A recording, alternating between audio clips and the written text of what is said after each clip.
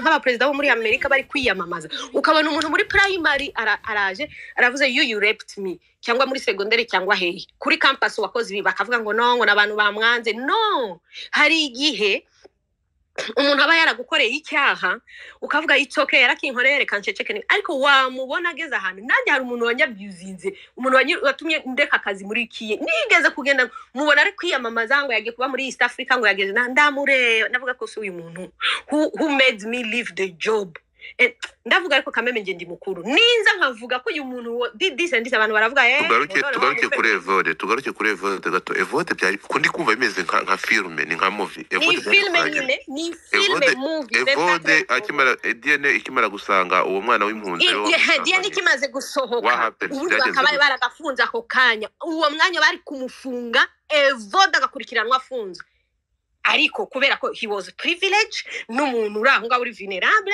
akora ahantu hitwa mu nteko aho bakora amategeko n'amabwiriza Evode went back at work ngwazajya kurikirana iby'urukiko how can you even gusubiza umuntu nk'uwo wanze umuntu for the whole year nubwo bwose urubanza rutari rwabikatada ariko at least there is a DNA ya sohotse nute wamukipinga mu kazi ariko umuntu ukekwaho ruswa ukamwirukana ni handi babwira ko ibibazo bya divi ntibizarangira muzajya muza mwirirwa hano muvuge ku masipe ntibizarangira kubera ko initially murebe jana ukuntu yabaye Godfather Libe yarafashe ifiling case igiye muri prosecution idindiriye aho ngaho kubera ko niba yatanze ruswa niba ziranye na bari abantu sinshaka kumenya what they did but what they did was dirty association de malfaiteurs urumva umuntu none finally the long story bamufashe DNA basanze niye ubwo murumva ko ayo masaha atari amasaha yo gufunga Evode bakavuga Evode agomba gukurikiranwa afunzwe kuri izi drama akoze umwaka wose kubera la preuve n'est que banasanze no ku kagari nibiki bara filinze ryajoro bakubita guriya mukobwa bashaka kuvana mu indi ibyo byabaye ryari gukubitwa kumutwara mu gishanga cya La Colombière byabaye mu mwaka ahise imyaka 5 ni muri 2018 byarangiye bite aho byarangiye Evode yasubiye mu kazi très bien nk'umusirimu mu nteko wambara amakoti aricara komeza akazi noneho baduhereza ngo umuloya ni wa Legal Aid Forum wadufashaga gukurikirana case noneho isubire mbese mu rukiko niba ari wherever iburanishwe first some of those lawyers bagenda muri influence kwanza ya ntuza ya Evode you know DNS kuboneka byo byatumye byoroha ko some of the lawyers bagiye nabo kuri side ya Evode nsaba Legal Aid Forum inaduhindurira n'umuloya finally bigiye mu rukiko bigiriro urukiko urubanza rurabaye tugiye twese mu rubanza barabidocumentinga byose kwanza mbere yuko tujya mu rubanza baramuhamagara mu ya Evode umwana su wawe ntabwo ari kubyanga tangira gutekinga care y'uyu umwana nibiki utange amafaranga ibintu byose bisabwa nibiki ako kanya kwanza aho akorera bakabaye bakora iki no kumushahara we abyanze bakakata bikagenda gufasha uriya mwana ntibabikoze kumukoresha we nimba umukoresha umeze kuriya atabikurikirana carefully murumva ko izindi nzego zo zabikurikirana so bisubiye mu rubanza finalement ibyangombwa byose twari twicaye babivuga baramubaza mu bya Evode did you agree ko umwana ari uwawe ngo ndamwemera none se uyu mugore wahuriye nawe he ngo ngiye namusanze mu kabare nsanga adafite aho kuba njya kumucumbikira icyo cyonyine baramubaza wari uzi ko ari impunzi yes ntabwo arafite ubwo urumva cya kintu njya mbabwira kugira ububasha ku muntu wowe wenyine uremeye ko she was a vulnerable person waje guhostinga aho ngaho niho bahise bamufatira baravuga no means you dealt with someone knowing kubera ko yari afite 18 ariho ngira ngo batangiranye ajya kubyara 18 anzare ni nka bya bindi bya wawe ndi ntashaka kuvuga urumva niba imyaka 19 zaragereyemo things like that noneho bagashakisha ndi makosa bakavuga ariko nuriya mukobwa nawe ntabwo yarashobotse ngo imyifatire ye iki ko waruzi ko wowe umu intellectuel ukora mu nteko ko waruzi ko umuvanye mu kabare ariho akora kugira ngo agire amaramuko she's a woman who has gone to look for job wowe nk'umuntu mukuru ntabwo wakabaye mukurikira kubera the girl is doing her job nk'umuntu wo mu kabari ariko iyi connotation yo kuvuga ngo n'ubundi ni umukobwa akoraga mu kabari niyo mpamvu n'izindi nzego zose zishinzwe kumufasha they were running around ubu ngubu bihagaze gute yarafashwe ubu twaragiye bamukatira imyaka 10 uzi ko babishyira muri system tugiye kumva iby'urubanza Evode yari yarahunze yaragiye niho film izingi noneho turagaruka turavuga c'est pas possible umuntu tujyana no kuri prosecution ni baravuga ntimugire ubwoba turimo turamushakisha ubu Evode ntabwo ari mu gihugu sinshaka kumenya aho ari niba ari mu gihugu niba ari munsi y'uburiri niba ari munsi y'ibitaka niba ari hehe sinshaka kuhamenya ariko understand journey umukobwa wa yagiyeho iri traumatic twese twakurikirana giyo kese aba feminist barabatuka bakora iki ako finally turavuga ubutabera burabonetse bamukatiye imyaka 10 yagomba kuba 15 kwanza sinzi kubera kibayishize ku 10 whatever nubwo yaba umwaka umwe none se ko ari nta munyamakuru wagiye ara documentinga aravuga ngo bavuge ngo Evode yaragiye wahise imyaka 2 bari kumushakisha nibiki iyi case rero kuba feminist kuri twebwe ntabwo idutangaje in case yaba yaragiye kubera ko we have seen the same case kameme nukurusha abantu nimba abantu batangira kuri RIB umwaka umwe ukarangira bari gufollowinga case byagera muri prosecution aho bashinzwe gutanga ubutabera ibintu bikarangira utyo umuntu uregwaho icyaha agenda nigake yatwari twumva waruswa agenda nje sindamwumva kuki bavuga ngo waruswa baramuhagaritse ngo mu mwanya investigation ziri gukora ngo kugira ntiyangirize investigation sinzi terme bavuga neza mu kinyarwanda izi za GBB bakumva ngo no uriya munsi bafata DNA Evode yagombaga gufungwa ibintu byose bigakorwa ari muri prison they never did that so amakosa na Evode yo nyine only no inzego zagombaga gutanga justice they took it lightly noneho wavuga ngo uri umunyamahane ngo ibiki ni kuri ana abafeministe bicecekera kuki abantu bari bumvuge ko ndi umunyamahane let me keep quiet Sylvie kangushimire no kuvuga ngo good morning Rwanda good morning everybody asigaye umunsi umwe tukumva ibizava mu byo kujurira ngo barajuriye urukiko Prince Kid amakuru turi kugezwaho ngo nuko ari gusoroma inkeri muri Australia ari gukora mu murima wa Hobe Australia ni radio murayizi bafite umurima bateka bahingamo inkeri niho Prince Kid ari gukora ejo bundi Elisa yaragiye ku bitaro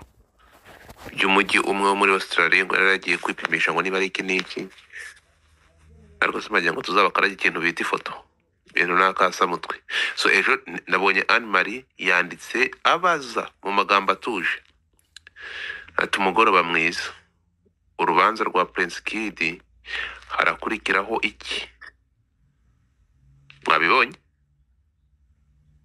ibi bintu yakotinze ikinyamakuru cya Kigali Today sinzi muri kubyumva bantu banjye bamwanjamye baramutuka ejo nzareba uko bizagenda urugendo rwa Prince Kid uko yavuye mu Rwanda uko yagiye irebero agahita ava mu modoka akagaruka mu yindi byari bimeze nka filime ya Kabutura uko yamugiye ku mupaka byose tuzabivuga ejo nge nzabivuga sinda akabati hanyuma ukuntu uriya mukobwa yagiye Dubai ukuntu buri indege bakanyura kata bakisanga muri Australia byose nzabivuga ibi bintu rero nakasa mutwe byaba biteye agahinda ariko niba atari ubwa mbere bibaye niba nk'iyo case y'umugabo mbwiye ngewe nikanzemo uyu nguyu ngo niba ari ninde uwo Evode wakoraga mu nteko so Prince Kid najurira ejo bizatwara imyaka engahe kugira ngo urubanza rugende bazarudindiza bigende my friend umuntu yaratubwiye ngo byonyine Olivier wa Volcano ngo ari willing kubashwa afite ububasha bwo kwishyura miliyoni 500 zo gucekesha Prince Kid ariko se twibagiye ko ibyo bakoze hari abantu batigeze bavugwa tuzazana moto mu transfer ni byinshi hari abantu bagiye ibintu bagiye babiceceka ibi bintu hari ukuntu Prince Kid yagiye hariya ubundi Prince Kid yaragiye yibambira abantu bose yakoranye nabo ariko dufite amakuru ibi bintu bari abagabo bose gera bashyize ku murongo nzabavuga ubundi zikamwo zitahanye so gukora iyi advocacy cyakora aba bakobwa bamukatiye no sinema mukatira imyaka ntagende kujya gusavinga igihano justice abakobwa bahaniye reka dutegereze ejo nabonye abantu ko mukunda karengane mwashimishijwe nuko Prince Kid yasohotse akagenda Interpol izakora akazi kayo bagarure Kabutini ijye gusavinga ibihano by'ibyo yakoze. Urumva my friend, yewe niba urukiko rwaramukatiye nuko ibyo byaha yabikoze naza bisavingi, bitari ibyo hazaba harabaye mu ruhare. Reka tugaruka ahangaha. Ejo ura munyamakuru yagiye kubaza Oswakimu, aragenda ahamagara RIB, bavuga ko batazana Prince Kid ari ko nta makuru babifiteho. Ahamagara urwego rw'abagororwa, ibingibi yaje kubitubwirana. Bamubwiye ngo iki? Njyewe ndacyashaka ikarita ya RMC harya. Ngomba kuba umunyamakuru w'umwuga, rega none se ko ari bibagezaho amakuru. Ubu ngubu ndi kumanuka ngashaka ikarita ya RMC nkajya mbakubita ikintu bita inkuru. Urumva? Naho abangaba bandi buri hari amakuru nyananga kuvuga kuko ntafite uburenganzira bwo kuyavuga. Urumva hari breaking news manashobora gutangaza. Niyo mpamvu urabona mbere yo kuvuga ku kintu ndamanza ngategereza ikinyamakuru afite ikarita bafite ikibarengera. Ngiyewe ndengerwa n'iki? Ko ndamutse mvuze ibyo ntafitiye uburenganzira bashobora kunkamura nk'amatotwe. Niyo mpamvu ntegereza nkavuga ibyamaze kujya hanze. Bamara kubivugaho noneho nanjye nkaza nkabivugaho, ariko nkisha mu mwamvuri w'abari bafite iyo karita nubwo burenganzira bwo kubivuga. Niyo mpamvu reba iyi case ya Prince Kid iragiye nusura, ariko urabira byankundi neza yavuze ngo nije waze propaganda ngo bamufungishije ngo kubera ngo namusajya amakuru. Yes, ntabwo namufungishije, ntabwo ngende Mutesi Jolly, kandi Mutesi Jolly ntabwo yamufungishije. Ura mugabo yakoresheje amagambo akakaye, yafashe umuntu aramwibasira ajyana amubwira ngo nagende ngo ari iki Prince Kid. Ibyo bintu nubwo mwandakariye, I don't care. Hari by the way kaka video ndaza kugaplayinga. Ura mugabo avuga ngo ibyago ngo ishyano Rwanda rwagwishije ngo numunsi inda Mutesi Jolly yavutse. Hari amagambo giye ntigeze nshimisha, ndaza kugashyiraho. Urumva? So niba ibintu bivugwa umuntu akazana agafata side victim bagacecekeshwa, undi ahubwo itangazamakuru ryakabaye rishyira reality hanze bakabikoresha bakagenda bakakinyuma Prince Kid kuko yabajundikishije. Akosha Prince Kid sinigeze muciraka, murabizi iyi case gitangira nayesuye Mutesi Jolly mu buza amahoro, nzi ko ari umugambanyi. Ariko my friend, nta Miss ntavuganye nawe ni Elisa na Iradukunda wananiye akanyuma amakuru. Nta wundi Miss ntavuganye nawe. Umukobwa wese basize agatoki navuganye nawe.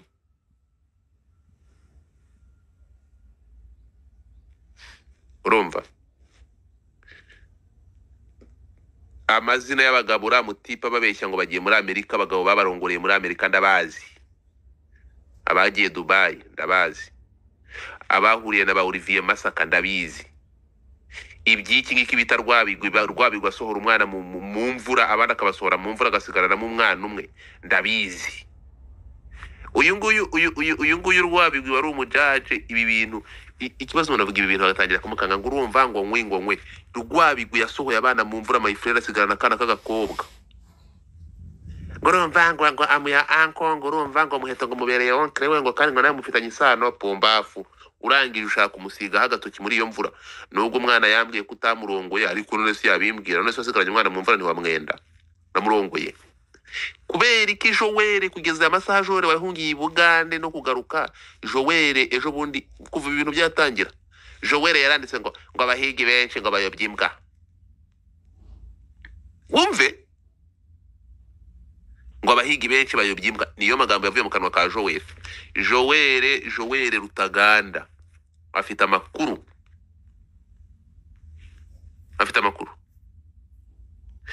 Uyu mugabo wo muri Koje Bank, aba bantu, uyu mugabo wo muri Koje Bank wari warahindutse umusubuzi. So ibi bintu rero ntabwo yewe reka bamanze ejo nibabura nibaramara guca urubanza ejo. Ibintu bya Prince Kid tuzabivimuzi tubivuge nka public, no kubivuga ntabwo tuzinjirira mu nkiko kuko my friend kuvuga ku manza zo mu nkiko ugiye kwataga inzego sinabikora. Tuzavuga rumaze ziri hanze tutibimenyetso setu. Urumva? Ariko Prince Kid niba yaragiye, ibintu bizabirimo akagambane gakomeye. Prince Kid azaba yarashatse guhishira abanyembaraga nabo bakavuga ati genda. Ahubwo Prince Kid ndakubwiza ukuri, Prince Kid nuko nawe arakasa mutwe. Ubundi Prince Kid iyo biza ko ari nko mu bindi bihugu, nuko ari mu gihugu kiri protected, igihugu batashobora kwikorera icyo bashaka, barabanya amafaranga. Ubundi Prince Kid kese gitangira bari guhita bamwica. Nuko Prince Kid yisanze mu Rwanda igihugu kigendera ku mategeko, igihugu kirinda abaturage bacyo. Ibi bintu yaba byarabaye nko muri leta zunze ubumwe za Zamburi, Prince Kid aba ari akarambo, baba baramwishe kera kugira ngo kesi ifunge, baba baramuzimije. Ariko Prince Kid niba ari kenza yashimira muri ibintu yari yarishoyemo, ajya ashimira leta y'u Rwanda, kuko yaza ko ari nko muri leta yindi Prince Kid bari kumuri gasura.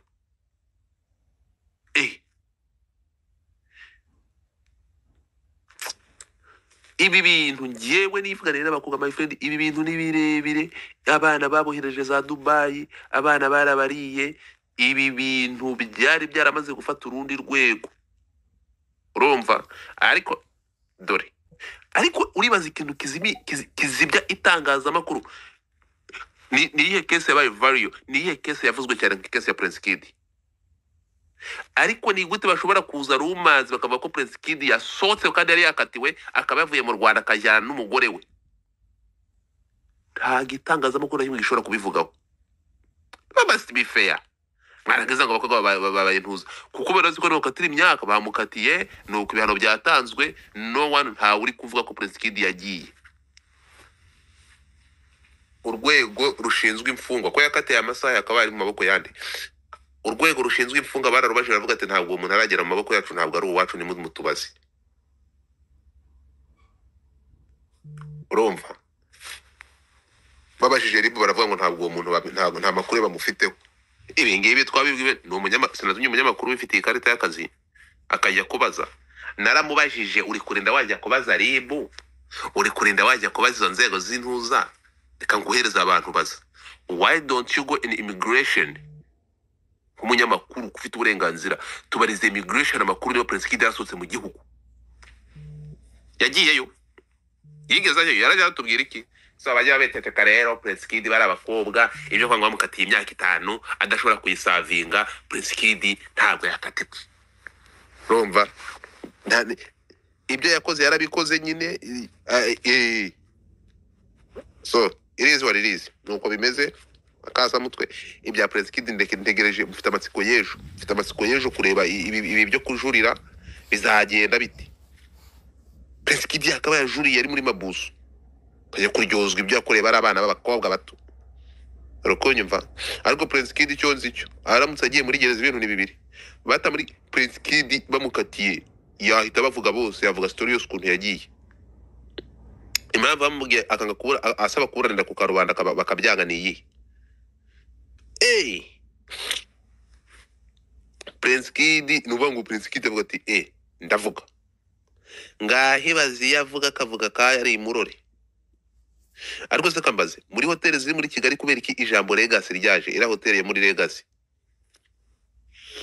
muzi ngo ntari footage, hari footage abana bagiye basiga agatoki. Abana baragiye basiga agatoki. Iyi case ya Prince Kid, ibyo bingigira ngo muri abafeministe uramutse unevuzeho cyane bagukamura nk'amatotwe nawe. So tubyihorere, ngewe nzabivuga ejo, reka turebe ikizakurikira ejo muri uru rubanza rwe. Ariko ejo bazagenda ubujurire babwakire, niba bamara kubwakira bazategure igihe cyo kubikurikirana, imyaka 5, imyaka n'imyaka ishiri. Harabaye kujurira imanza bazishyireho iryara zindi nyinshi zigomba kuburanwaho. Prince Kid Sylvie case ya Evode, uwo murundi kazameza ate?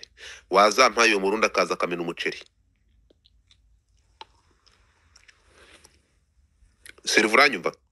Sanga unshakira nimero y'uwo murundi kazi amena umuceri warepinzwe n'icyo kigabo, cyarangiza kikajya gushyingura inyandiko. Ubundi dushaka igihugu kirimo amafoto yacyo tuyamanike kabutindi bayikandi ijisho. Urumva? Bayikandi ijisho. Umuntu baramukatira. None se ko Interpol hari niyo baramukatiye imyaka 10 kuki batagarura kabutinda kandi akarangiza ibihano bye? Genda umiwe. Iyi kese ndi kumva uri kutubeshya itari seriye. Nuva kuri telefone ugaruke utubwire uwo mwana, ngiye uzatuzanira uwo mwana azana tumenera umuceri. Uwo mukobwa w'umurundi wabyaye baka uzamutuzanire. Yarongoye impunzi, ayifatiranya n'ibibazo birimo. Yewe gawe ahubwo bamwe bari kumukatira 25. Uwe Evode uze kuma amafoto ye. Beko yaduha. Ntabwo bakatira umwana imyaka 10 ngo kabutinda igende. Wasanga ubu bari kwaka ibyangombwa. aho yageze yaramaze kubona ibyangombwa ayo mahano yarayakoze. Nizere ko ari mu bihugu by'i Burayi cyangwa muri Amerika, aho ngaho tolerance y'ihohoterwa rishingiye ku gitsina ntabwo bajya bayitorera. Mureke tumuhigisha uruhindu, tumenye ahantu ari, tubigende bamenye iyo fayiro ko ariho ko bacumbikiwe igisambo cyatorotse ubutabera. Nta gihugu cyemerewe kwakira umuntu watorotse ubutabera kandi yarakatiwe. Mu Rwanda ni igihugu kigendera ku mategeko. Ariko cyonze cyo sha ubu ngubu muzumva mu gitondo kimwe ari Kanombe bagiye kumudaborengera imyaka, bagiye kuyikuba kuko ibyo yakoze ntabwo bikunda. Ibyo ngibyo byabikora muri Congo, ntabwo babikora mu Rwanda, my friend. Ngayo nguko ubu ngubu sinabacikara ko yari amakuru ya mu gitondo. Nashatse kuvuga kuri iyi tweet ya ntuza ya Animali n'ukuntu abantu bamwanjamye. Murashangwa afunge mwoka hambirwa mwe, kuki mwemeye ko abana bahohoterwa, ko bandi barongowe se? Abantu bari kumbaza ngo ni Evode Uwizeyimana. Ntabwo ari Evode Uwizeyimana, my friend, nundi witwa Evode, nundi. Sylvie urahari? Si uyu mugore agiye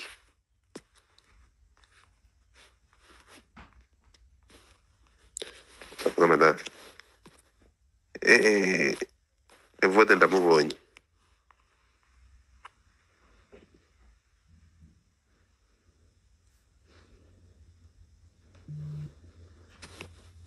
Witwa Mushingwamana. Ntabwo biri kugaragara mbe kagabo gasa nabi kambaye amataratara. Sylvie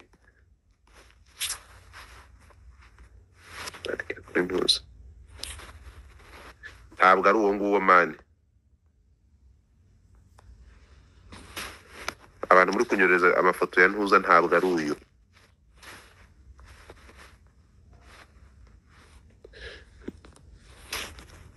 Kamanze nandikire uyu.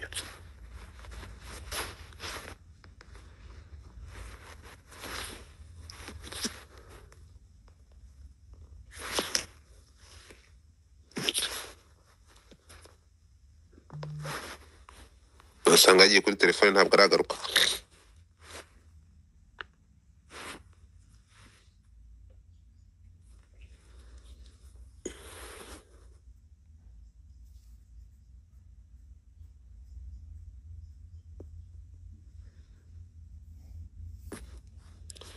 Turi gucya twara urubusa, wabuzwa n'iki se wakiwerewere? Turasa twara urubusa kuri Nyankaragata.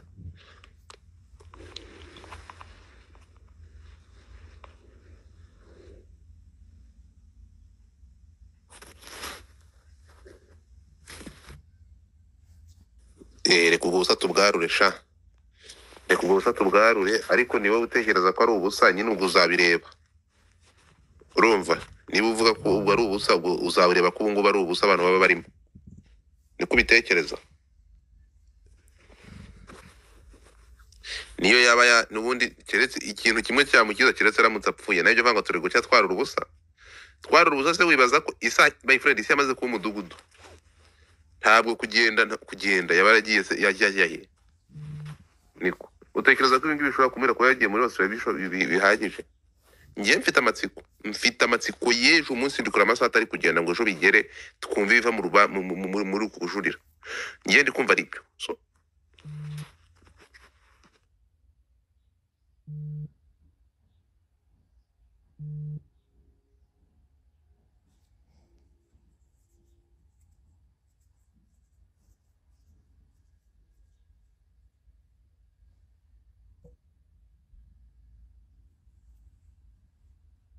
none se uraharuka butari kuvugana ibiti yo Mike cyangwa kumanura nongere nkuzamure? Se kumanura nongere nkuzamure.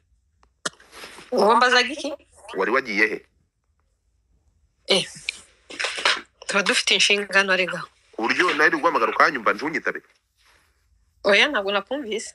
Nakubazaga nk'aba feminist, abantu mwigiza kasongo yihwa muraza gukora iki? Gukora iki?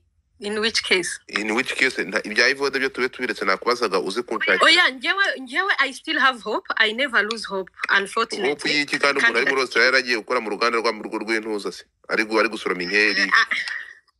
None Godfather, isi yabaye umudugudu arigaho. Ntabwo bivuga ko icyaha wakora aha ngaha ahandi utakigira. ushatse kuvuga iki? ni ukuvuga I still have hope ko ubutabera bugomba gukora icyo bugomba gukora kandi bukaba fair kuri buri muntu wese. Ngira ngo nibyo nabandi bavugaga, so ntabwo nari naluzinga hope. Ntabwo nsobanukiwe. Ntabwo mfite icyizere ko ntabwo uri kunyumva icyo nasobanukiwe, ntabwo ari uko utasobanukirwa. What do you mean? uri kunyumva njyewe?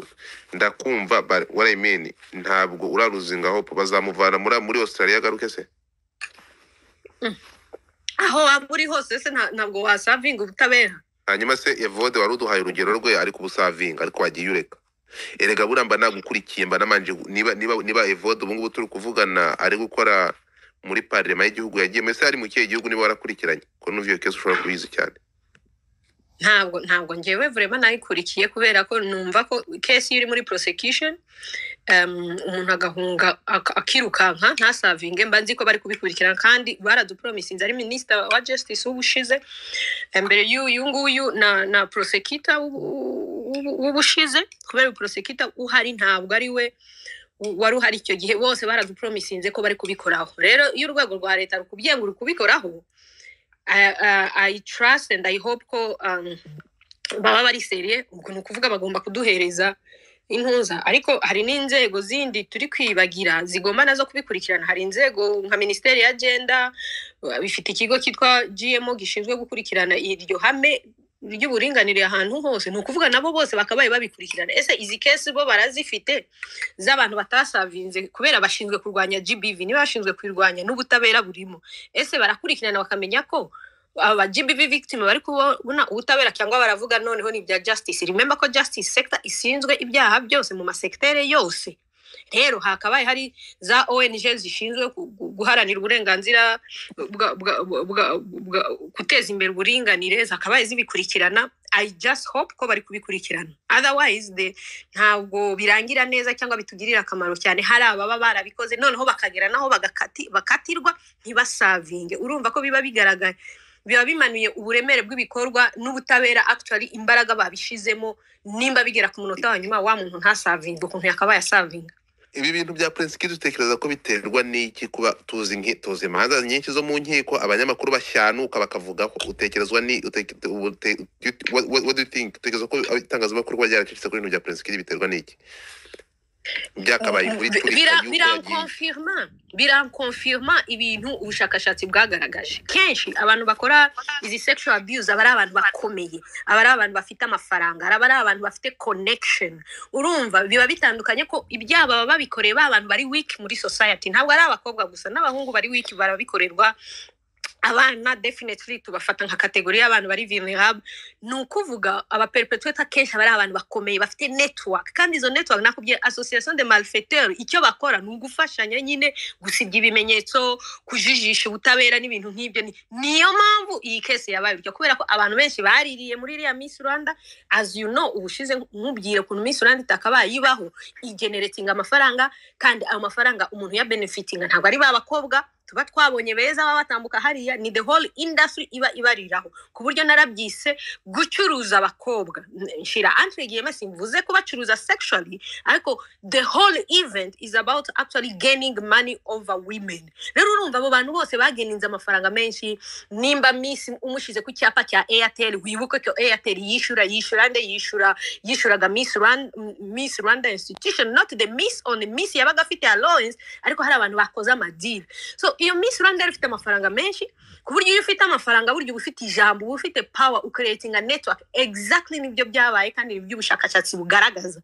Rero kuba yarakomeye afite abantu bakomezaga bamuvugira kubera bamwe bariye kuri ayo mafaranga, bamwe babaye inshuti ze just because they had to gain also their benefit. Ukuntu twagiye tubivuga, niyo mpamvu iyi case yanagoye, niyo mpamvu iyi case yamaze imyaka myinshi itanavugwaho, kubera ko value chain yose buri muntu yari afite ukuntu yiriraho. Kubera iki witeranya kandi umugati wawe ufite? Nicyo kintu cyabaye kuva mbere. Wibuke ko Miss Rwanda drama ntabwo zitangiye ubu ngubu, zatangiye kera. Kuba rero mu butabera binagora nurya no kubera za network, abantu benshi ntibashaka kufeza party bagaragaramo, so bagomba gukora ibyo bashoboye byose. Nk'aba bantu mwatugiraga amakamera bagiye gusanga yarazimye se azimate. amategeko amfete avuga iki ko polisi nzi ko ibisaba ku rwego rw'umutekano ko amaresitora n'amahoteli agira amakamera ese bababwira ko ibintu mugomba kubifasha hahise imyaka ingahe kubera nzi ko hagomba kuba hari amabwiriza nimba barabiyefashije iyi hoteli definitely ubona kuri complice alo kuba abantu bose tutarababonye mu butabera ibyo yari feriya ya mbere kubera ko bose bari aho ngaho none si ibyo barega Prince Kid nta batemwe bahari nubwo umutemwe yaza akavuga akamubeshuza akavuga no ntabwo nabibonye ariko akaba hari uwo mwumvishije ko tumva baguma kuvuga ko abakobwa babaye amakode ese abandi bari barimo ni bande za hotel ntazo twabonye aba driver ntabo twabonye abanyamakuru bari barimo ntabo twabonye aba judges bari barimo ntabo twabonye urubanza nyine rurakomeye ariko finally bigeze ahantu bavuze ngo umuntu bamuciriye urubanza then ibintu bibaye iki isuputeno urubanza ntabwo rworoshe nta nubwo ruri individual niyo mpamvu iyo tubivugaho abantu bagomba kutubwira ntibitureba urubanza rwagiye muri media ruri national niba navuga gutyo ruri public kubera ko ntabwo icyaha cyabereye umuntu umwe ntabwo cyabereye 2 3 5 ni ibintu byakozwe over years rero uru rubanza nyine ntawe none se ejo bundi rwa rubanza wigeze ubona ba Bill Clinton bajya muri rwa rukiko rwa wa mugabo wavugaga ko yagurishaga abana wababonye bajyamo abantu bo ntavuze ba Tony Blair barimo abo kubami barimo nani bantuza wababonye muri rwa rubanza byabaye bitese rwarangiye rute reka nkubwire ibintu bya GBV ni scam kubera ko bari abagabo bose baba bakomeye barakoze za network ari inkozi zibibi ku buryo kugira ngo uzabakozeho ukuboko reka nkubwire justice bayashizemo imbaraga zose n'abaloya baragurwa ibyo byo ntabyuzi no muri ziriya manza zikomeye nta nubwo ari mu Rwanda gusa izipfa kuba zirimo sexual violence bari abantu baba bakomeye bagahisha ibintu byose ntibabonye wa mugabo baza kutubwira ngo yiyahuye muri prison wari wabonye ntuza Bill Clinton aza ntiyafezaga parti yayo yose reka nze kujye n'ibigugu biri aho ngaho kugira ngo iyo system uyishaking globally y'abantu nk'aho ngabo bakorera abana nabi ntibiba byoroshe niyo case yarabaye n'aha ngaha ariko nubwo bwose bamwe muri mwe tutumva babavuga ariko niba batavugwa aha ngaha hari ahantu bazavugwa tuzabavuga harimo uyu nguyu muri Cogebanque tuzamuvuga Olivier ufite amafaranga menshi ngo atasibukwa n'ipusi tuzamuvuga tuzavuga uyu nguyu wahombye nta nubwo yahombye reka nawe yarakwebye ibyo kwita ngo yarahombye yarabyitegereje avuga ati bizaturika abantu ingana inkarika igihugu ntawe ugiye ku butabera urumva burakira kitipe nubwo bavuga ngo cyarahombye iki cya Tom Transfer ntiyahombye ibyaha yakoze n'ikibyanyi na wabizuru muri iki case y'aba Miss Rwanda niyo mpamvu buri yari manganyije arakwepa kuko arabizi ubutabera bw'u Rwanda my friend of the day bukugeraho u Rwanda rukora nka Amerika ntabwo they don't rush they are waiting for you the right time bakazakukanda ijisho so cyarakwebye uyu nguyu buri Tom Transfer ikibazo bajya bankanga ngo bakavuga ngo aba bantu wowe ngo uruvanga ku bintu bikomeye ngo bazakuniga n'inkari uniga n'inkari se abakobwa abana b'abakobwa niki ntimwagiye mukakoresha ya application bayita gute Prince Kid yabandikiraga ntabwo Prince Kid yigeze akoresha communication isanzwe yakoreshaga ntuzo iyi ngiyi bita ni sign ni ibiki bita signal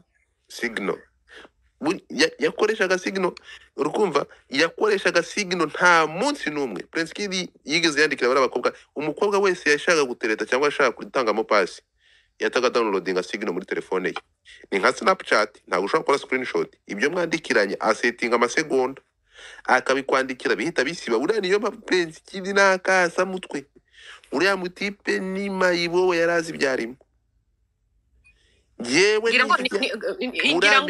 inshuti ya Prince Kid yaramubwira ariko ibi bintu ukora bona ari byo aramubwira aramusubiza asubiza uwo mubyeyi ngo bari abantu barakuze I'm making money urimo kumva I'm doing my business bara nta mwana ubarimo icyo gihe yari afite abakobwa 3 muri Amerika yari yatwayeyo urumva aramubwira aramusubiza ngo barakuze Prince Kid bingi barabizi neza aramubwira ngo barakuze aragenda arabatanga barabenda burira indege barataha nta mwana ubarimo nibyo ari ibintu byinshi biri muri ibi bintu Prince Kid yaza kubonera mu ruhame yagombaga kubakangisha kira kintu murarire mu ruhame nturike mbivuge yari kuvuga ibyo muri Legacy, yari kuvuga ibyo muri bootcamp i Nyamata, ni byinshi niyo mpamvu rero Prince Kid bagombaga kwirengagiza bagasanga batari kubireba, akamanuka akagenda akajya Dubai, akava Dubai akajya Qatar, amasaha akaba yibereye muri apartment muri Australia.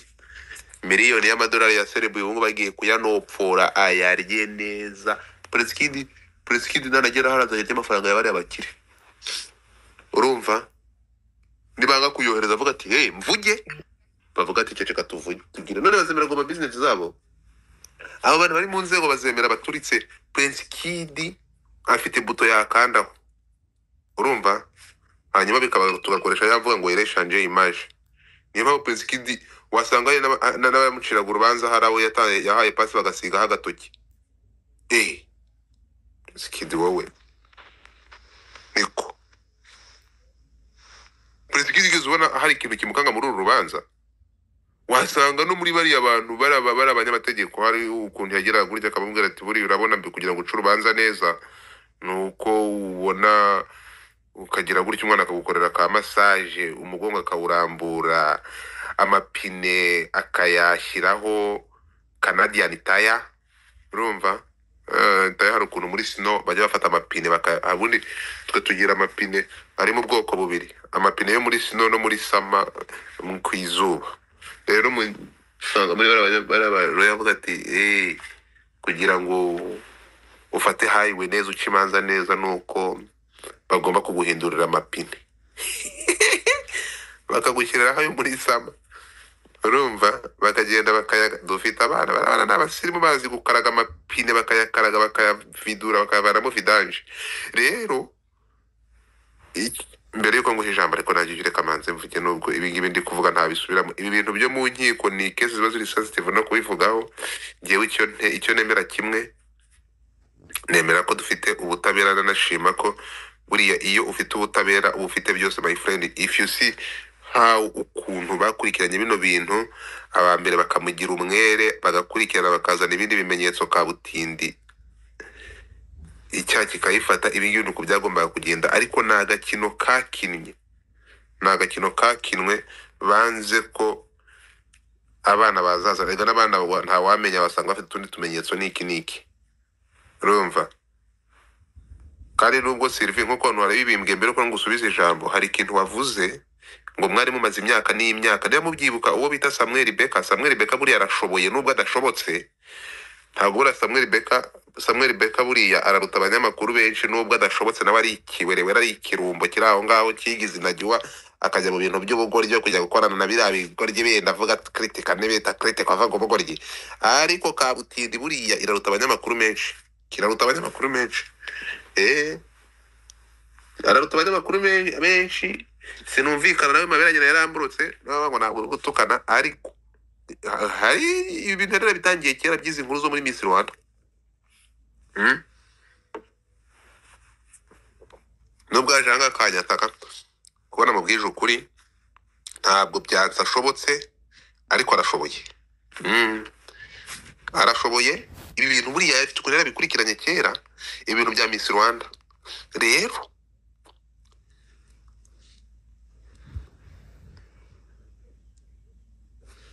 nukuvuga ngo oya Tete Brown ibihano bamuhaye ejo azarekurwa. Ntekereza ko ejo bazarekura kabutindi, none se ntiyamaze guhanwa Tete Brown. Ariko ibintu by'abantu babunze imirizo mu mujyi wa Kigali, mu mujyi wa Rubingi, samwe muragenda my friend, ntabwo turi mu Rwanda rwa kera ku buryo ugenda ukumva ko ushobora gufata umurizo wawe ukawubunza, urawubunza bagende bagukanda ijisho. Tete Brown yari umutindi wagiye kurongora umwana w'umukire, ejo bazamufungura imyaka 2 ntayikunkumuyemo. Ntabwo iyi si ntabwo iri fair ku isi yose. None se muri Amerika cyangwa muri Amerika ngo ni igihugu ngo kigendera ku mategeko. Amerika uriya muherwe wari ufite biriya birwa aho ba Donald Trump bajya kurongorera, yashatse kuvuga ngo aravuga ngo ibintu byerekeranye n'igitsina muri iki kinyejana my friend, iyo ukoranye n'abakire ibintu ni bibiri, ni ukubabikira ibanga cyangwa bakakwica. Amafaranga urayarya ariko kugira ubundi amafaranga ushobora kurya neza nayaheze ntayo, keretse wakoreye. Nuvuga ngo kugira amafaranga no kugira ibyago. Uriya mugabo yakoranye na Donald Trump, umenya byinshi ukabazwa byinshi, akorana nawe baragenda baramukiza ingaruka zije Donald Trump yari perezida kiriya gihe yanze kumuvugira, umugabo yumvaga ko azamuvugira, baramukatira. Yari yizeye ko wenda bazakoresha iki abakire baragukoresha bakakuruka. Urumva barangije byagenze gute? Bamukatiye ntiyavuze ngo arashaka kuvuga ukuri. Igihe cyo kuza kuvuga ukuri basanze umurambo muri gereza. Abakire si abantu, my friend. Abakire n'abakene ni ibintu biri bitandukanye, baba mu isi ebyiri zitandukanye. Prince Kid nababwije ukuri, ibi bintu ushobora kubabwira mukavuga ngo ibi bintu bishoboka biti, bitewe n'abantu Prince Kid yadiringaga nabo. Prince Kid yo yisanga mu kindi gihugu kitari u Rwanda. Prince Kid abari ni ukuvuga ngo Prince Kid niba ari keza yashima ajya avuga ati agahora h'u Rwanda n'ubutegetsi buriho, kuko Prince Kid biriya binyanga yaza kuba atari mu kindi, ari mu kindi gihugu. Umunsi byaturitse Prince Kid ari kuba ari akarambo, rimwe ari kumenya ukuntu yishwe mu kuzimanganya ibimenyetso bari abantu, ariko yisanze mu gihugu udashobora gufata umuntu ngo mutware ubuzima. Yabwiga we yaza ko ari nko muri Amerika, mwari kumwe ngo Prince Kid ngo yagiye ngo umuntu utazi yamurashe. Ibi bintu hari ibindi bintu bibiri inyuma byinshi cyane. Bari abatipe bafite amafaranga basoromye bari utunyogwe ku buryo ibi bintu ni ikiboro kinini. Urimo kunyumva? Mushobora kumbwira gute ko Rwabigo wari ushinzwe itangazamakuru muri Miss Rwanda? No, apana Rwabigo, Rutaganda Joel yabyutse mu gitondo itangazamakuru yagiye agatoro kakajya Buganda, abantu bakaziba ntibivugwe, bakayora abandi. Uriya ni wari kuduha amakuru yose kuko niwe rushinga itwazamakuru. Yagiye yazaka ubu ntari kurya makaroni, ntari kurya umureti. Suri kureba ubu ngubu bashobora kunkanda ijisho. Ni isi ntiri feya, ni ku isi yose ni kwiteye. None se joburi kuva byaba byose ntiyatuzungurije umutwe. Ubu ngubu ari kuri biru wasanga ari guhema nka miliyoni 2 za buri kwezi n'abari abakire. Wasanga ubu ngubu uriya Joel ari ku mushahara, ari kuri payroll. Yari yitegereje ubundi bamaze kumukata, ari yitegereza ngo abahigi benshi bayobye imbwa. Se mwabibonye Joel abivuga? Nicyo kintu yabirebye arazunguriza umutwe aravuga ati muri ibi berebere. Ese Sada wirukanye Kavukekisi ko duheruka hano yaraciye ibintu agukorera. Kavukekisi waramwirukanye, wamuhoye iki? Kavukekisi waramwirukanye pe, uzongere ishyano ngo kigira indisi ngo nikiye discipline ngo nicyo kintu wagihoye urakirukana. Anyway ndakibonye nawe ndakubona, ndeba ukuntu yari yarasheze. Kavukekisi niba Munyakazi yarakwirukanye ntabwo ushobotse uriye discipline. Amakuru mfite ngo Munyakazi yakwirukanye kuko ngo uriye empori uriye discipline. Ibi bintu niba ari byo wabura urugero rwiza rw'abantu. Mu bana barenga 100 Munyakazi afata yafashe abana b'Abanyarwanda, yafashe Munyakazi yabaye nka gisimba, yafashe urubyiruko rw'Abanyarwanda aragenda aruha akazi, hararuremera, aruvana mu bwigunge. Ariko kubera discipline yo kubera udashobotse yahise kwirukana. Ari byo ibi bintu niba ari byo, Kavukekisi rwaba urugero rwiza rw'umuntu udashobotse rwatumye Munyakazi arwirukana. Ntabwo wananirwa na Munyakazi ngo uzasohokanira sosiyete. Reka. Aya makuru ngomba kuzakurikirana kamenya impamvu Munyakazi yakwirukanye. Niba Munyakazi yakwirukanye bitewe n'ubundi discipline na sosiyete, tugomba kukwirinda. Ntabwo ntadukiriye topic turi. Kavuke wapfuye ni iki cyatumye sobuja agusohora ukagenda? Nubanze umugani wawe gutyo bikoze ubu niyo nuze ikintu ari kubanza gukora cyambere, ukabaza ngo uriyo cyanturiyo. Ndabaza kuko yaravuzwe kandi kugiye ko bivugwa. Nibyo yarakwirukanye cyangwa uracyakorana na sobuja? Ayo makuru usavugwa nande mbere yaho? No bwa mbere ubyumvishe? Oya, nshaka no bwa mbere ngiye mbyumvisha amatwi yanjye. No, uravuze ngo ushobora, urabizi ko atari ubwa mbere biravugwa, kandi urabizi ngiye byo bingezeho. Ntabwo mvuga yari muvumbi kumuvumba. Nibyo mu bantu barenga 100 uyu mukozi w'Imana wagiye imaka tukabibona akambara twarabibonye. Ubikorwa bya Munyakazi turabizi. Nibyo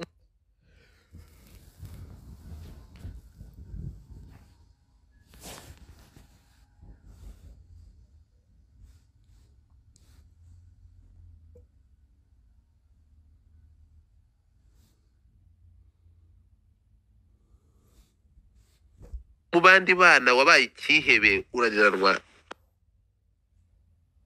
ariko nuko nari uzi sibyo no ndakwa tubwire ntabwo yanyirukanye wahinduye inshingano uretse gutyo ntabwo gusa yanyirukanye kandi tudafite n'umuntu uvugisha ukuri aba yaranyirukanye ndabizi ko ibyo rwose yabikubwira cyangwa atari nanyirukanye yanabikubwira ariko mani ntabwo ukuvuga ngo discipline yese ninde ntabwo yanyirukanye mani uracyakorana nawe aracyakukoresha ibyo bindikira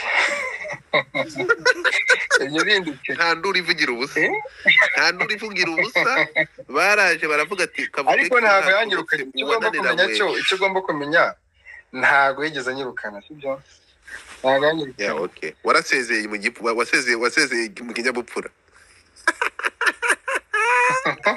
ariko genda Rwanda uri nziza urabizi ko ntabwo ushobotse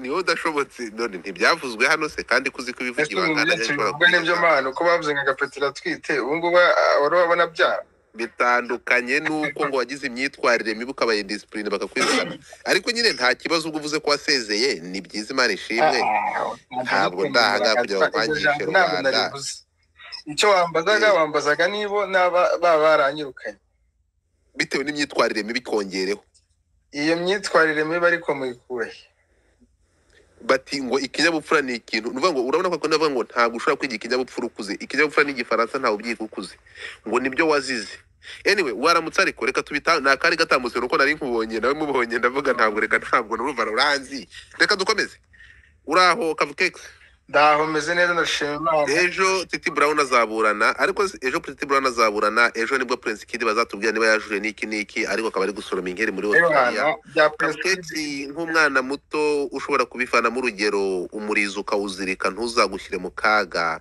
ni irihe somo wavanye muri izi manza ebyiri z'aba bantu imanza sinanubwo ari n'ibintu nyine maze kubona wenda nabonye muri kino gihe ni ibintu nyine nabonye kuva kera sibyo ibintu byo kwirinda ikintu cyitwa icyaha icyo ari cyo cyose kuko iyo umuntu afunzwe iyo umuntu agiye muri ribu ntabwo uba ugiye muri resitora ngo ugiye kurya ntabwo uba ugiye muri hoteli ngo ugiye kuryama neza nyine uba ugiye muri gereza uba ugiye nyine muri ribu uba ugiye nyine ahantu hatari heza ntabwo muri rinuza ari ahantu heza ikintu cya mbere ni ukwirinda icyaha n'igisa nacyo icyaha cyaba gitoya cyaba kiremereye cyane cyane bino byaha biri by'ihohotera uri kubyumva byo guhohotera yaba umukobwa cyangwa se umuhungu icyaha cyihutirwa icyo ari cyo cyose kukirinda kwirinda icyaha cya ruswa buri icyaha cya ruswa nacyo ni icyaha gikomeye kuko icyaha cya ruswa burangifata nk'icyaha cyo kugambanira igihugu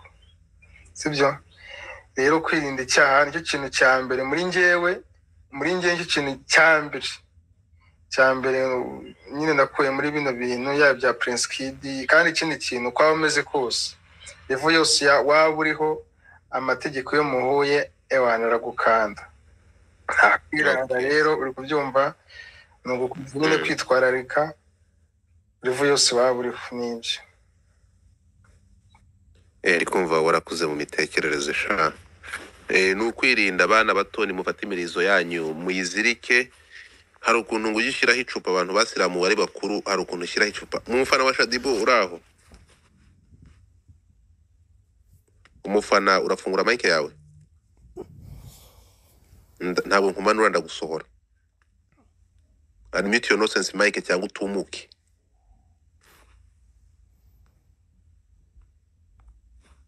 kankumanure Christian urahari aba ntabahari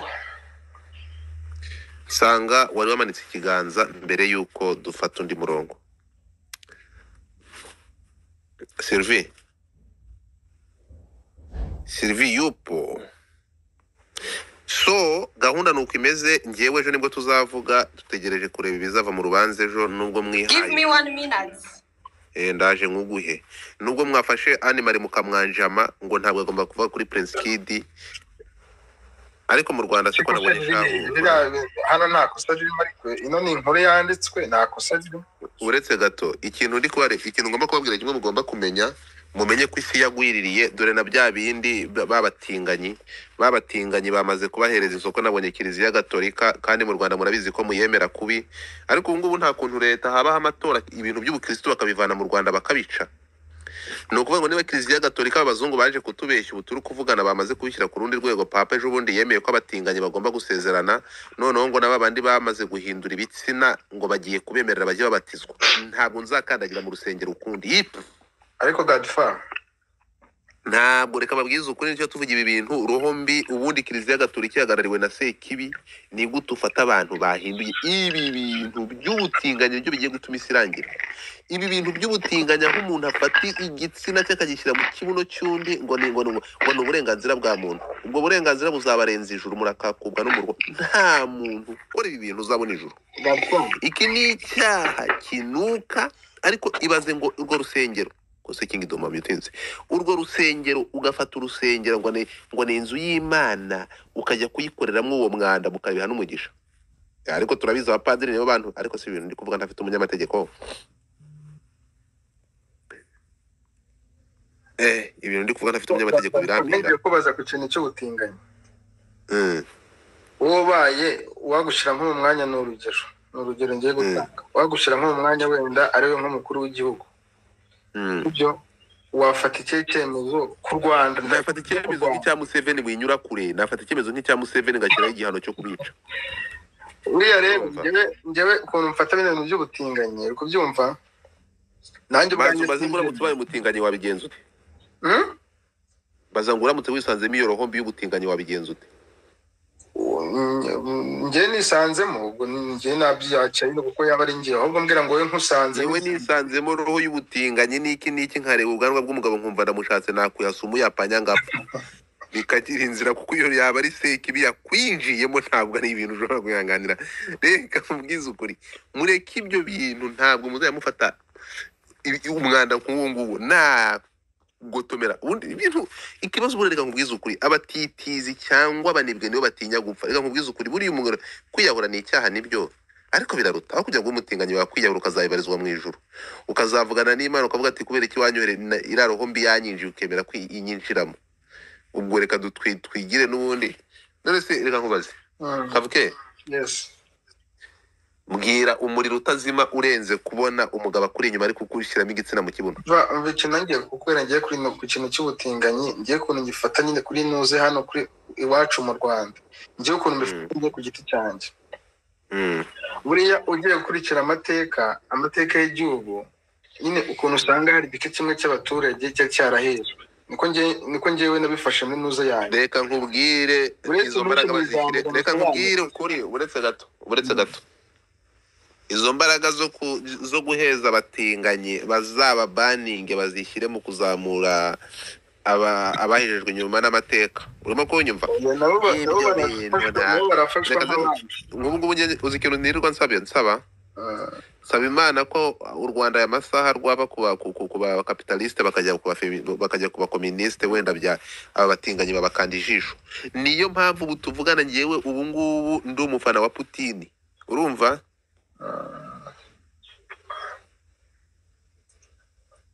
Urukumva? Ndi umufana wa Putin kubera icyo kintu. Ariko koko Godfather ko tutarabona ko nta mutinganyi turabona mu cyaro. Kiliziya ihagarariye Satani ku isi twese. Uwo muntu uvuga ngo ntibabayo, azaze mujyane mu cyaro cyo mu karere ka Ngoma ahantu kure bita Gashanda. Nta hantu bro, ni mu cyaro nyine, ni mu cyaro. Ubu umuntu mba mu cyaro nyine abyumva ahantu nyine kaburimbo, umusaza uri kuyubaka fresh nyine ahantu iterambere kirimo kuza, ariko ntabwo mu cyaro. Abatinganyi hari ibintu rero biba, abantu wenda babizi barabizi, hari imiti iba mu masantere de sante, ngira ngo bajya baha abantu b'abatinganyi mu bigo nderabuzima hose bihari. None se iyo miti bayibaha bararwaye? Oya, none se abatinganyi sinzi nyine ku bibuno byabo byaratatamutse. Mana irihangana, ariko mana niba ibyo batubwira kuriho imiryango yabo isapurayinga iyo miti, rero nayo pimba byanajyaga mbibonayo mana. nta rero batinganye batava yaba mu mujyi yaba mu cyaro, ahubwo mu mujyi ni uko ariho basa nk'aho batinyuka mu tubari, nyine ugasa nk'aho batinyuka nyine bakigaragaza, ariko abamutinganye bose barahaba. Ahubwo mu mujyi usanga baba baratinyutse byatari, nyine bagatinyuka bakiyerekana. ubwo ngubwo ujya batinganye tube tubishyize iruhande, dore ni wowe uje uratuvuyanga, reka twigarurukire kuri kesi ya Prince Kid. Ndabona uwahoze ari umukuru w'intara y'Amajyaruguru Gasana Emmanuel yatangiye kuburanishwa akurikiranyweho ibyaha bibiri: gusaba no kwakira indonke ngo akore ikiri mu nshingano ze, gukoresha ububasha mu nyungu ze bwite. Ibi bintu sibyo bajya bamanika kuko barikorera ko batazabikorera. My friend, itegeko ryo mu Rwanda nta muntu ritinya. Uyu muntu hega mubwizo kuri, uyu mugabo yayoboye polisi, uyu mugabo ya general n'izina ry'Imana. Muri Kongo nta general ujya ufungwa. Nicyo nakubwiraga nyine cyo kuba wakoze icyaha nyine iyo waguye mu ikosa amategeko ararwana, icyo tugomba kwirinda. Icyo nakubwira tegereze ejo, urumva, reka dutegereze ejo turebe ibizava mu rubanza rwa Prince Kid, kumuburanisha adahari, ariko itangazamakuru naricishijemo amaso kubona iriya kesi ukuntu bari barayivuzeho, baranditse barandika, ariko asohotse mu gihugu n'umuryango aragiye, muracecetse. Urumva, uyu munsi nta muntu uri kubivugaho. Ewe muri bitangaza, ariko ejo tuzamenya uko byerekeye, nibwo tuzavuga. Hanyuma Titi Brown wagiye kurongora umwana w'umukire ari umutindi, ibyo nawe ejo tuzamenya niba bamurekuye, niba ibihano yakati wataburanye birangiye, ubwo tuzabimenya ejo, cyangwa niba azamukatira agatangira kubihana bundi bushya. Mufunge imirizo yanyu bana bato, cyangwa mushaka abagore, ariko muzashaka abagore gute? Mureke kumva Imana yereze Titi kabisa, Imana imwohereze. ntabwo imwana imwohe no, ibyo bintu nibyo ntagiye ntemera. Imworohereza ite? Hanyuma no imwohereze Imana irebe niba nyine, barebe niba nyine ibyo bintu yarabikoze abihanirwe, nyine bive mu nzira. Imana kumara imyaka 2 utazi ngo aho ngaho bizarangira neza. Mvuga ngo amategeko akora akazi kayo. Amategeko akora akazi kayo, ariko njye nakifuje nyine, njye nk'umuntu yewe nkanjye ku giti cyanjye, yewe namwifuriza nyine gutaha, kuko ni umuntu ukiri muto, Imana bagifite byinshi byo gukora. Kuri njye ku giti cyanjye ntakamwifuriza nyine ko yakwirengagiza. Se ikintu kimujya mwirengagiza, bura abanyarwanda mugira amarangamutima, noneho amarangamutima agatuma mutizera n'inzego. Oya, kuzizera turazizera, ariko ntabwo bikora n'inzego z'ubutabera. My friend, reka nkubwize ukuri, urumva, ejo bundi hashotse icyegeranyo ko u Rwanda ari cyo gihugu kigendera ku mategeko. Warabirebye? Warabisomye ejo bundi? Bivuze ngo muri uko kugendera ku mategeko rero, hanyuma uzunga abanyarwanda barashobotse ku buryo bashobora kubahiriza amategeko batabakanze ijisho. Mureke babazirike, itegeko ryubahirizwa. Yani ko bimeze. Njye ibi bintu mwihaye mujye mubireka. Nowera kuri kuzamuka sha kumugabo wawe cyangwa fiance wawe Prince Kid mukumwakundanye igihe kirekire, ko yatorotse ukaba wishimye uri guserebra, ariko ibi ngibi ntabwo bizarangira, ntabwo bizakunda. Ariko ze niba n'uwo witwa Evode wakoraga mu nteko yaragiye, yarakatiye imyaka 10, n'uyu nguyu bizarangira bicecekwe. Sylvie wagarutse, fata ijambo Nowera mbere yuko Sylvie tubwira ibya Evode, hanyuma tukava muri iyi mihanda.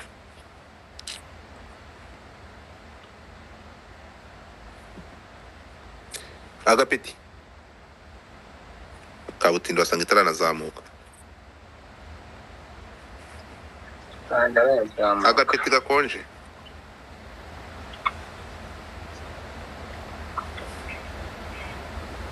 Agapeti uratwumva? Sylvie wafata ijambo. Agapeti ntabwo afite network, anongere mu maruri muzamure. Inkuru za Evode nari nazivuze bihagije. Inkuru za Evode turashaka kumenya niba uwo mwana atarigeze abona ubutabera. Kuvuga abari bashinzwe kumuhereza ubutabera barabumuhaye, ariko abari bashinzwe kubushira mu bikorwa ntibabukora. Evode ucakira amafoto. Kuvuga bamukatiye. bamukatiye imyaka 10 nyine. Wambaye Ngiyo amafoto ye. article ya New Times. Ngiyo article ya New Times ndayiguhaye. Ntabwo biri gufunguka bira biboro wampaye. Ngiye uzi ikintu nshaka. Aho biri ntabwo aho uri ntabwo bifunguka nyine. Ufite ikibazo cya internet. Uze kumfasha umpereze. Ase wambona nimero y'ura mukobwa? Bon, muri kamere yanjye victime ntabwo njya mugira. Aya aratari victime kandi araha ubutabera ubwo butashizwe mu bikorwa. Ariko yabaye victime. No kuvuga ngewe turacyarindiriye kubera ko minister w'ubutabera yaravuze ko bitinda biza bazatanga ubutabera. Ubwo niba barabishize muri Interpol sinzi. Okay. Warugiye kongera ko iki kubyo twari turi kuvuga se feminist. Kubyo mwari muri kuvuga ngewe ntabwo I don't lose hope. Kuba nta losing hope bivuga ko tugomba kubona ubutabera. Iyo mvuga turi abaturage burya icyaha icyo cyakozwe muri societe ntabwo ari kiba cyakorewe umuntu umwe. I'm equally victim for many reasons. Ngewe nyine as someone who have lost opportunities or who have been harassed by people bashaka happiness, maybe nkaba nagenda nukuvuga turindiriye ubutabera. Tutabubonye mu cyongereza bavuga that is a slap. Sinzi niba nabyita ko ari ukudukubita ikofi mu Kinyarwanda literally kubitranslatinga, ariko Ministeri y'Ubutabera n'inzego zabo tutabonye ubutabera that will be the slap. Tube twabonye nk'abantu bumva ko tugomba kubona ubutabera kandi bumva ko ibibazo by'ihohoterwa rishingiye ku gitsina bitarangira. Hari case nk'izi ngizi zakabaye zibera leso abantu bose ariko zikarangira utya. Hari ibindi mwavugagaho.